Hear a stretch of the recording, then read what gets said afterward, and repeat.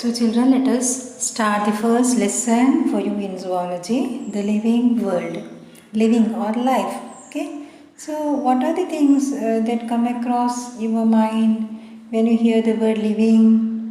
So what things are there? Then we must know about non-living also, living and non-living. Can you make a list of living and non-living things in your house now? If we were in school, you may be saying desk, bench, then table, duster, chalk, etc. As you are in the house, you may be saying what? Yes, table may be there, table, then chair, then many other things, door, etc. etc. These are all non-living things. Then which are the living things that are there in your house now? And your parents, that means human beings as well as a lizard may be there, then mosquitoes, ants, then what all the other things, and even plants even garden, in your garden, etc. are living things. Okay, so living and non-living. You are very knowing about all these. Now, living thing or otherwise known as a living organism. Organism itself says that the living thing. So, now onwards we are using the term organism or organisms for the word living thing. Okay. What is organism? Organism is a living thing. So what are the features of a living thing? How can we say that this is living and this is not living? So and so. So which are the criteria or which are the features make one thing living and the other thing non-living? There are certain features, and these are the characteristic features that make things but living and non-living. So let us discuss what are the things that make things living. So one among that is growth. Growth. You are familiar with the word growth, I know. So what is growth? Growth is the increase in number and mass of cells by cell division. Okay. Growth is the increase in number and mass of cells by cell division. Okay, you are familiar with the cell also, cell divisions, etc. Mitosis, meiosis, etc. That cell is the structural and the functional unit of life or organism.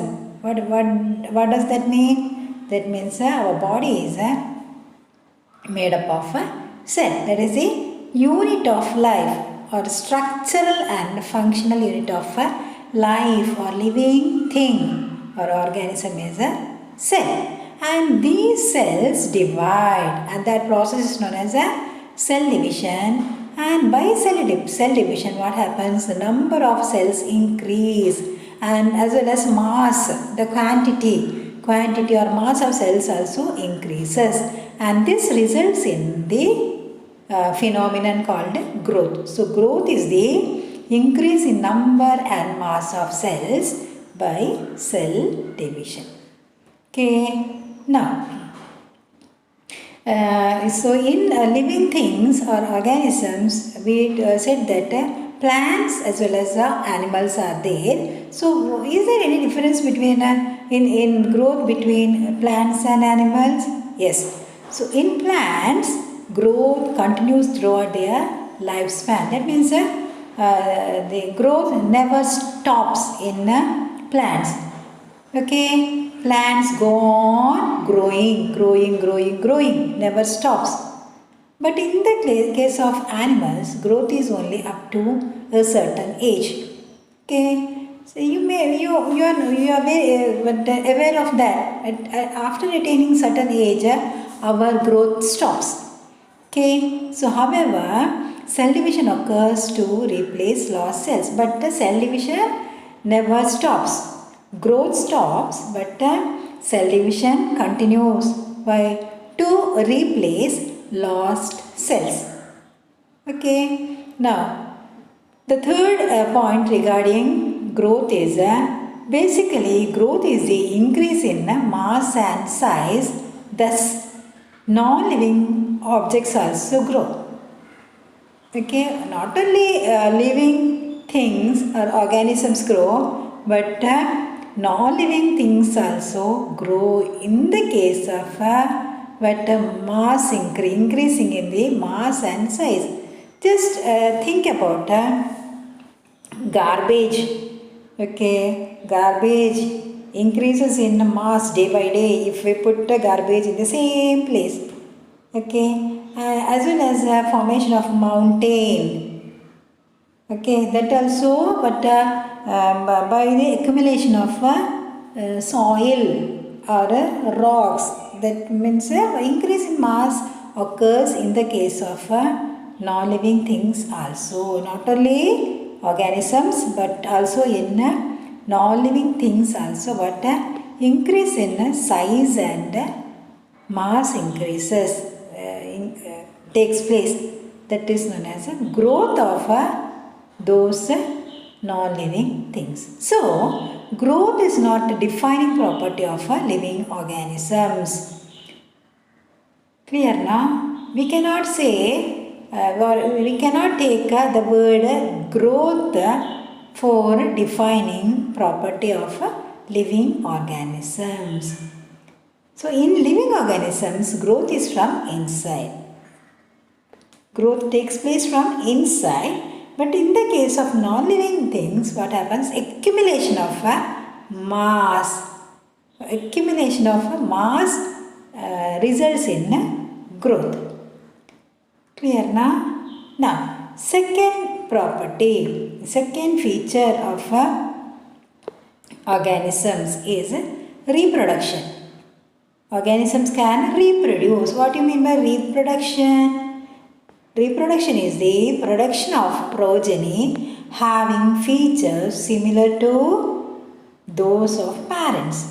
Progeny means children, babies or offspring. Another word is also used, offspring, OFFSPRING, progeny or offspring, OFFSPRING, offspring. Okay, so reproduction is the production of progeny having features similar to those of parents.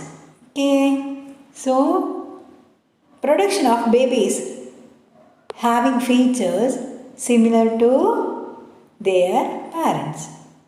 Now, organisms reproduce sexually and asexually. You know very well about this sexual and asexual reproduction. Then, so in unicellular organisms, growth and reproduction are same because they reproduce by cell division. Okay, there are different types of organisms ranging from unicellular to multicellular. Even in multicellular organisms also there are many types of organisms with few cells to many millions of cells. Millions or not millions, more than that. Celled organisms are there. Depending on the size, depending on the sizes of the organisms, number of cells varies. That means the number of cells varies in different sized organisms. Okay, so in unicellular organism, what do you mean by unicellular? Unicellular means a single celled organism, one celled organism. Example, which examples have you studied? Yes, amoeba, paramecium, euglena. These are all unicellular organisms. Okay, and what type of organisms are we? Multicellular. So, in unicellular organisms, growth and reproduction are same because they reproduce by cell division. Okay. Now, growth and reproduction are same in unicellular organisms because their reproduction is by cell division. Okay. Now, the fourth point is many organisms do not reproduce. For example, mules, hybrid of a ass and a horse. Then worker bees, infertile human couple, etc. do not reproduce. They do not produce young ones or children. So hence reproduction is also not a perfect defining property of living organisms. Okay, so two features of living things or organisms are growth and reproduction, but these cannot be considered as the defining properties of living organisms. Why? Because growth, because even non-living things also grow. That is why growth is not considered as a defining property of a living. Then reproduction. Why not reproduction considered as a defining property? Because there are many non-reproducing organisms, but they live. They have life, but they do not reproduce. That is why, because they are not. Reproduction is also not considered as the defining character of life. Okay, I stop here. I know many new words are here. You may be getting confused, and I am not using Malayalam or Kannada. If it is difficult for you to understand, you can send me feedback whether I should use Kannada or Malayalam. Okay, so after seeing your feedback, I will decide how to take a class. Okay, I stop here. Let us meet in the next class.